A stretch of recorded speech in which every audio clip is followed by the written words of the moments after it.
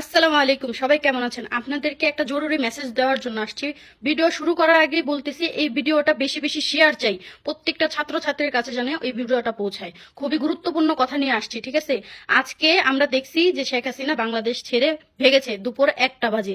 আমাদের জন্য খুবই খুশির সংবাদ এটা, কিন্তু ততটাই দুঃখের সংবাদ। কারণ ও যখন গিয়েছে বাংলাদেশ ছেড়ে, ওর মানুষকেই কিন্তু ক্ষমতা দিয়ে গিয়েছে। সে নাকি তার ভাগ্নি জামাইনি কি হয় যতটুকু আমি জানি না, কিন্তু তার সাথে ওই সেনাবাহিনীর লোক এর আগেও 3 বছর কাজ করেছে। মানে ও ওর কুত্তার কাছেই দিয়ে গেছে, ঠিক আছে?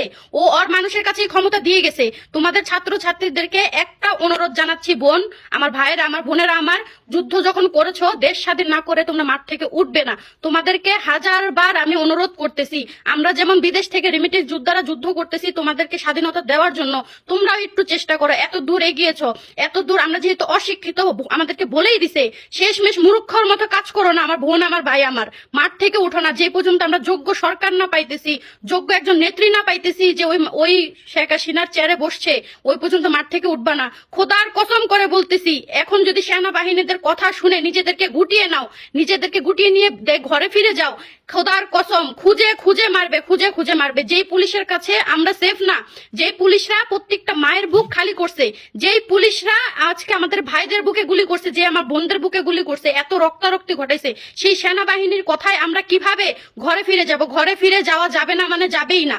এটা মাথা থেকে দূর করে দাও। এবং তোমরা সব সময় এইটা মাথায় রাখো, যে পর্যন্ত আমরা যোগ্য সরকার না পাচ্ছি সেই পর্যন্ত আমরা মাঠ ছেড়ে কেউ উঠবো না।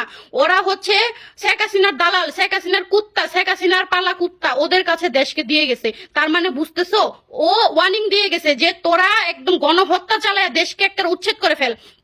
ওদের কাছে ক্ষমতা দেওয়ার একটাই কারণ, মানে আমি আমার অ্যাসিস্ট্যান্টকে ক্ষমতা দিছি যে আমার জীবন আগে বাঁচাই, তাই সে লুকিয়ে গেছে, সে পালাইয়া গেছে। আবার যদি আমাদেরকে দেশে ফিরিয়ে দেয়, বারবার তো আর মানুষ রাস্তায় বের হবে না, বারবার তো এই যুদ্ধ করবে না, বারবার তো মাদের বুক খালি করবে না, বারবার তো রক্তে রক্ত তো করবে না, তাই না? তাই ও চলে গেছে যে তুই আগে শান্ত কর, ঠিক আছে? ওর কুত্তা বিলের কাছেই এই সমস্যাটা দিয়ে গেছে, এই ক্ষমতাটা দিয়ে গেছে যে তোরা দেশটাকে শান্ত কর, সবাই ঘরে ফিরে যাক, সবাই তোদের কথাটা মেনে নিক, তারপরে দেখবা দেশ শান্তি হলে এই শেখ হাসিনা আবার ফিরে আসবে, আবার সবার উপরে হুকুমত চালাবে, আবার এরকম গণহত্যা চালাবে, আবার মানুষ খুঁজে খুঁজে মারবে। বোনরা আমার, ভাইরা আমার, তোদের কাছে আন্তরিক ভাবে আমি অনুরোধ করতেছি, যেহেতু যুদ্ধ শুরু করছিস, যুদ্ধ শেষ করিস না সহজে।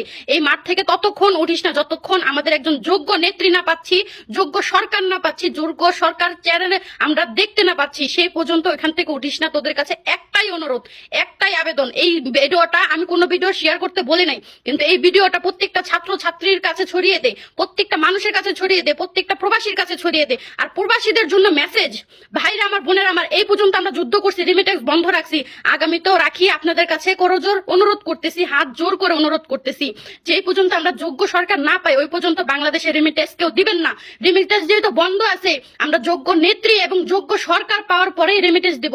বাংলাদেশ যেমন আমরা ক্ষতিগ্রস্ত করছি, আমরাই পারবো বাংলাদেশ আবার সচ্ছলতা বোধ করাইতে, বাংলাদেশের আবার উন্নত করতে। ইনশাল্লাহ আমরা করবো, করে দেখিয়েছি, আগেও দেখিয়েছি, সামনেও দেখাবো ইনশাল্লাহ।